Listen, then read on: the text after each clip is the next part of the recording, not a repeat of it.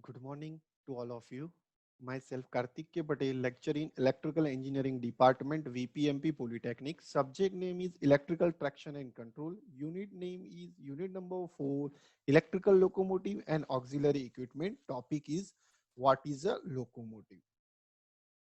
Now, objective of the today's session is introduction about the locomotive, classification of the locomotive, self-contained locomotive, diesel electrical locomotive, and locomotives receiving power from the outside. Now, we are start the types of locomotive. Nowadays, electrical locomotive are the invariable used due to the advantages like a high starting torque, easy speed control, free from the pollution, quick braking, high overload capacity, more efficient and economical in a comparison with the steam, diesel, battery and other locomotive. Now in this session, we are describe the classification of locomotive. The classification on locomotive are in the following. First one is a self-contained locomotive and second one is a power from the outside. First, what do you mean by the self-contained locomotive? The self-contained locomotive means what? The production of the electricity in the locomotive inside. That means કે self content locomotive ની અંદર જે electrical એનર્જીનો જે utilise કરવાનો છે આપણે તે electrical energy લોકોમોટિવની અંદર જ પ્રોડ્યુસ થશે અને power from the outside of the locomotive means કે લોકોમોટિવની અંદર જે ઇલેક્ટ્રિકલ મોટરને જે સપ્લાય આપવાનો છે એ સપ્લાય આઉટસાઇડ એટલે કે બહારની ટ્રાન્સમિશન લાઇનમાંથી લેવામાં આવે છે. એટલે આ રીતે બે classification self-contained locomotive and a power from outside. Now the self-contained locomotive ની અંદર diesel locomotive, steam locomotive, battery locomotive અને diesel electrical locomotive નો સમાવેશ થાય છે. તો self-contained જે locomotive છે કે જે dependent નથી એ શું છે independent છે કારણ કે સેલ્ફ કન્ટેન લોકોમોટિવ ની અંદર જે ઇલેક્ટ્રિકલ મોટરને ઇલેક્ટ્રિસિટી જે આપવાની છે જેનું પ્રોડક્શન લોકોમોટિવ ની અંદર જ થશે. એટલે આ તમને ચાર ક્લાસિફિકેશન આપ્યા છે એમાંથી આપણે આજે ડીઝલ લોકોમોટિવ વિશે સ્ટડી કરીશું. તો ડીઝલ લોકોમોટિવ જે છે તો અહીંયા બેઝિક પ્રિન્સિપલ ડીઝલ લોકોમોટિવ ની અંદર જે યુટિલાઇઝ થાય છે કે ડીઝલ એનર્જીનો યુટિલાઇઝ કરીને ઇલેક્ટ્રિકલ એનર્જી પ્રોડ્યુસ કરવામાં આવે છે.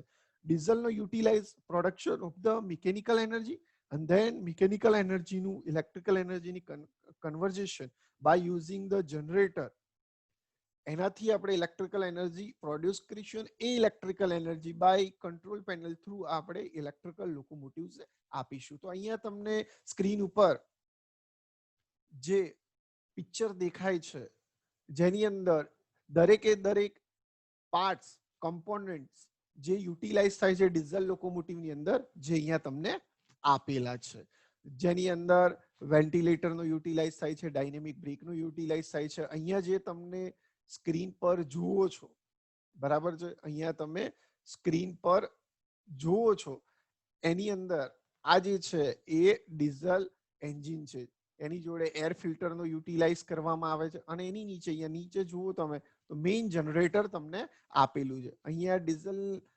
માટે ફ્યુઅલ ટેન્ક પણ તમને આપેલી છે બરાબર છે.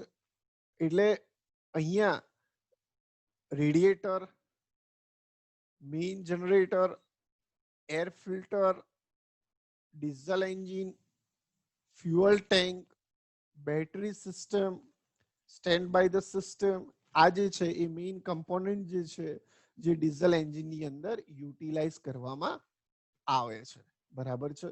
એટલે અહીંયા આ જે દરેકે દરેક કમ્પોનન્ટ આપેલા છે એનો આપણે ડિટેલથી સ્ટડી કરીએ તો એના માટે જોઈએ તો આ તમને ડીઝલ લોકોમોટિવ આપ્યું છે કે જેની અંદર જે મેઇન પાર્ટ્સ છે એ કઈ રીતે વર્ક કરે છે અને એક્ઝામ રિગાર્ડિંગ પણ આ થિયરી આપણા માટે બહુ મોસ્ટ ઇમ્પોર્ટન્ટ છે કે દરેકે દરેક પાર્ટ્સ જે છે એક્ઝામની અંદર પૂછાય તો ફિગર ડ્રો કરીને દરેકે દરેક પાર્ટ્સ જે છે એક્સપ્લેન કરવાના છે. જેની અંદર આપણે જોઈએ કે નંબર 1 ઉપર અહીંયા નંબર 1 ઉપર તમે જોશો તો અહીંયા તમને આપેલું છે diesel storage tank. That means કે ફ્યુઅલ ટેન્ક આપેલી છે કે જેની અંદર ડીઝલ જે છે એ પ્લેસ કરેલું હોય છે. અહીંયા તમે જોશો સેકન્ડ નંબર ઉપર જે અમારી સ્પોટલાઇન દેખાય છે જેની અંદર આપેલું છે ડીઝલ એન્જિન. ડીઝલ એન્જિનનો યુટિલાઇઝેશન જે છે, જે ડીઝલમાંથી મિકેનિકલ એનર્જી જે પ્રોડ્યુસ કરે છે, બરાબર છે, અને એ ત્રીજા નંબર ઉપર અહીંયા તમને આપેલું છે મિકેનિકલ કપલિંગ. મિકેનિકલ કપલિંગ જે છે એ ડીઝલ એન્જિન અને જનરેટર વચ્ચે મિકેનિકલ કપલ કરે છે, જેની અંદર રબરનો યુટિલાઇઝ કરીને એને મિકેનિકલી કનેક્ટ કરવામાં આવે છે, જેના લીધે જે ડીઝલ એન્જિન છે 2 નંબરમાં જે પ્રોડ્યુસ થાય છે મિકેનિકલ એનર્જી એ ટ્રાન્સફર થાય છે અહીંયા ડીઝલ ડીસી જનરેટરની અંદર જે ઇલેક્ટ્રિકલ એનર્જી પ્રોડ્યુસ કરે છે. એટલે 4 નંબર જે તમને અહીંયા આપેલું છે એ ડીસી જનરેટર આપેલું છે જે ઇલેક્ટ્રિસિટી પ્રોડ્યુસ કરે છે in form of DC supply. 5મા નંબર ઉપર તમને આપ્યું છે કોમ્યુટેટર. કોમ્યુટેટરનું જે મેઇન ફંક્શન છે એ ડીઝલ ડીસી જનરેટરમાંથી જે ઇલેક્ટ્રિસિટી પ્રોડ્યુસ કરે છે એને બહાર કાઢવાનું કામ કરે છે. એટલે અહીંયા જે તમને આપેલું છે ડીઝલ જનરેટરની અંદર આ કોમ્યુટેટર, એ કોમ્યુટેટરમાંથી સપ્લાય જે છે કલેક્ટ થાય છે અને કલેક્ટ થઈને સપ્લાય જે છે એ બહાર આવે છે. બહાર જે છે અહીંયા આપેલું છે કંટ્રોલ પેનલ. હવે કંટ્રોલ પેનલ જે છે, બરાબર છે, એ કંટ્રોલ પેનલની અંદર સર્કિટ બ્રેકર હોય છે, વોલ્ટેજ મેઝર કરવા માટેના મેઝરિંગ ઇન્સ્ટ્રુમેન્ટ હોય છે, મીટરો હોય છે, રિલેઝ હોય છે, સેન્સર્સ હોય છે, પ્રોટેક્ટિવ ઇક્વિપમેન્ટ્સ હોય છે. તો એ દરેકે દરેક અહીંયા 6 નંબર જે કંટ્રોલ પેનલ આપી છે એની અંદર હોય છે. એની પછી જે 7મા નંબર ઉપર અહીંયા તમને આપેલું છે મોટર. તો એ જે મોટર છે એને ટ્રેક્શન મોટર અથવા ડીસી સિરીઝ મોટર કહેવામાં આવે છે. ડીસી સિરીઝ મોટરનો યુટિલાઇઝેશન આપણી આઈડિયલ કેરેક્ટરિસ્ટિક ફૂલફિલ થાય છે, એના રીઝનથી આપણે આ ડીસી સિરીઝ મોટરનો અહીંયા યુટિલાઇઝ કરીએ છીએ. અને આ ડીસી સિરીઝ મોટરની સાથે અહીંયા જે છે જે 8 નંબર ઉપર તમને દેખાઈ રહ્યું છે કે વ્હીલ્સ કનેક્ટ કરેલા છે, જેને કહેવાય ડ્રાઇવિંગ વ્હીલ્સ, કે જે આ 9 નંબર ટ્રેક ઉપર જે છે એ મૂવ થાય. એટલે આ રીતે ડીઝલ ઇલેક્ટ્રિક લોકોમોટિવ જે છે એ વર્ક કરે છે, કે જેની અંદર ડીઝલ એટલે કે ફ્યુઅલનો યુટિલાઇઝ કરવામાં આવે છે, તેનાથી આપણે ઇલેક્ટ્રિકલ એનર્જી યુટિલાઇઝ પ્રોડ્યુસ કરીએ છીએ અને ઇલેક્ટ્રિકલ એનર્જીનો ડાયરેક્ટ જ આપણે અહીંયા ડીસી સિરીઝ મોટરને આપીએ છીએ, જેના કારણે મિકેનિકલ એનર્જી પ્રોડ્યુસ થાય છે અને એના કારણે આ વ્હીલ દ્વારા ટ્રેક ઉપર તમારું લોકોમોટિવ રન થાય છે. Locomotive receiving power from the outside, કે એવા લોકોમોટિવ કે જેની અંદરથી આપણે ઇલેક્ટ્રિસિટી બહારથી લઈએ છીએ. એનો મતલબ કે બહારથી આપણે ટ્રાન્સમિશન લાઇનનો યુટિલાઇઝ કરીને ઇલેક્ટ્રિસિટીને કલેક્ટ કરીએ છીએ by use of the collector, અને એની પછી આપણે એ ઇલેક્ટ્રિસિટી ટ્રેનના લોકોમોટિવ્સની અંદર મોટર જે ફિટ કરી છે એને આપવામાં આવે છે. એટલે this type of the locomotive are collecting the power from the outside throughout the route. Power supply is to be made available. Failure of the power paralyze the whole traction system, and these types of the locomotives are classified in the following. First one is the types of service, second one is the types of motor use, third one is the types of track gauge, and fourth one is a types of supply use. એટલે આ જે locomotives છે એના classification જે છે, બરાબર છે, એ આ 4 રીતે પ્લેસ કરેલા છે. Types of service, types of motor, types of gauge અને ટાઈપ્સ ઓફ સપ્લાય ને એકોર્ડિંગ ટુ ધ એના ક્લાસિફિકેશન કરેલા છે. એની અંદર આપણે ફર્સ્ટ જે જોઈએ તો એની અંદર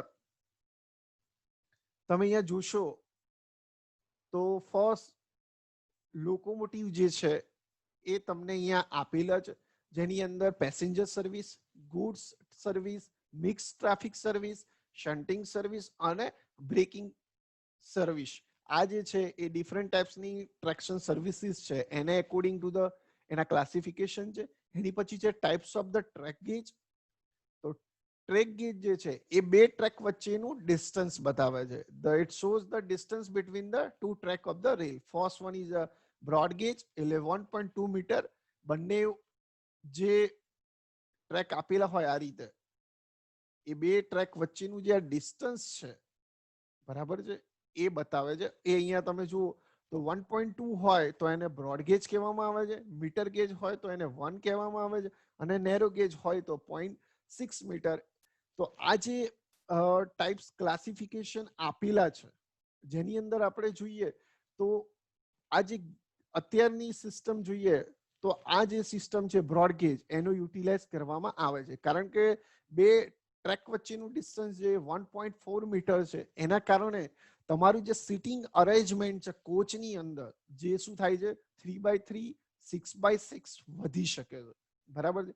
એના કારણે કોચ જે છે એની સાઇઝ જે છે એ તમે વધારી શકો છો. એના કારણે આ સિસ્ટમનો યુટિલાઇઝ અત્યારે બધી જગ્યાએ થાય છે, અને ઇન્ડિયાની અંદર પણ અત્યારે દરેકે દરેક ટ્રેક રેલ જે સિસ્ટમ આપેલી છે એ બધી બ્રોડગેજની અંદર કન્વર્ઝેશન થઈ રહી છે. એટલે એની પછી છે types of the motor use. અહીંયા તમે જોશો તો ડીસી સિરીઝ મોટર એની સાથે એસી સિરીઝ મોટર અને 3 ફેઝ ઇન્ડક્શન મોટરનો યુટિલાઇઝ કરવામાં આવે છે. Types of the supply use.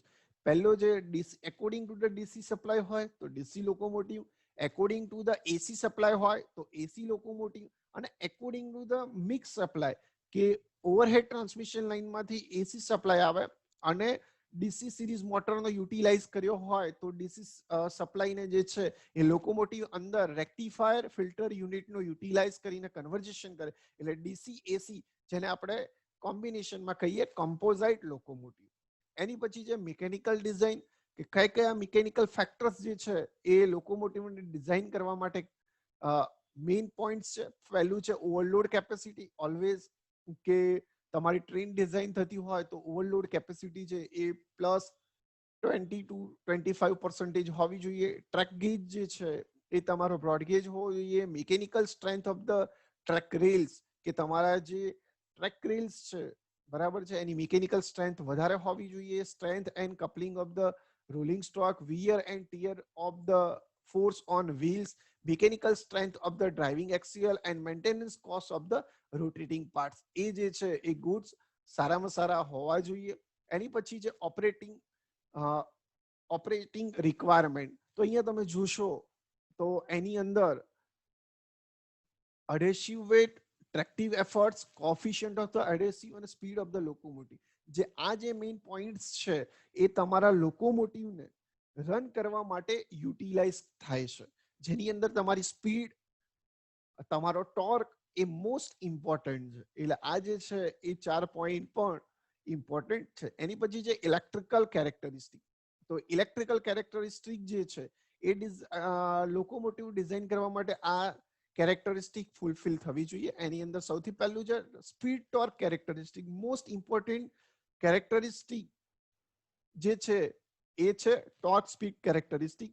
એની પછી છે starting torque, voltage fluctuation, electrical braking, overload capacity અને self relieving property and load sharing. આ જે મેઇન 6 કેરેક્ટરિસ્ટિક જે છે બરાબર છે એ ફૂલફિલ થાય તો જ ઇલેક્ટ્રિકલ લોકોમોટિવ જે છે power from the outside A design થઈ શકે છે. એટલે આજે આપણે આજના સેશનની અંદર કયા કયા પોઈન્ટ કવર કર્યા, તો સૌથી પહેલી વસ્તુ કે આપણે ડીઝલ લોકોમોટિવ, એની પછી સેલ્ફ કન્ટેન લોકોમોટિવની સાથે locomotive receiving power from the outside. Any under the types of service, types of the motor use, types of the track gauge, and types of the supply use. And according to the characteristic આપણે જોઈ. So thank you very much for joining a session. Have a nice day.